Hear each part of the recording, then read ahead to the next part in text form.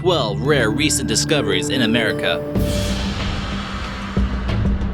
Number 12. Blood-filled mosquito fossil. Remarkably, a mosquito carrying a large amount of blood in its stomach was found in Montana, and is the first fossil of its kind. Many admitted that a miracle of unlikely events had to happen in order for this to occur. After its last meal from a species 46 million years ago, since mosquitoes don't usually prefer the climates where amber is produced, finding their fossils like this is quite difficult. Scientists were able to extract some samples of iron ions, which is a mineral commonly found in blood. Could scientists somehow extract DNA from inside this creature and clone it similar like we've seen in Jurassic Park? Number 11. Native American burial site. Recently, ancient Native American artifacts were uncovered in Newtown, Ohio. Police were called when contractors were digging to install a trench for a fiber optic box and found human remains. This gorget, along with other objects, were uncovered. These objects have images of possums and panthers on them. Another image depicts a half-bird, half-cat hybrid. The Native American Graves Protection Act requires that the objects need to be reburied. I would suggest they do this as soon as possible. We've seen all those ghost movies that start off with someone disrupting the tomb of an ancient burial ground. Number 10. East Bay Walls. This rare, crude stone wall located in the San Francisco Bay Area has many archaeologists scratching their heads. Where did these walls come from and who built them? Many still don't know the answer. It appears they were carefully constructed and they had an important purpose. Only the constructors who built them know the true purpose. Some claim the Chinese came to America much longer than we thought and built this, well long before the Europeans ever made it here. Number 9. Ugliest species in the world. If I caught this thing, I'd throw it in the water as soon as possible. This thing was found floating around the shores of the Gulf of Mexico,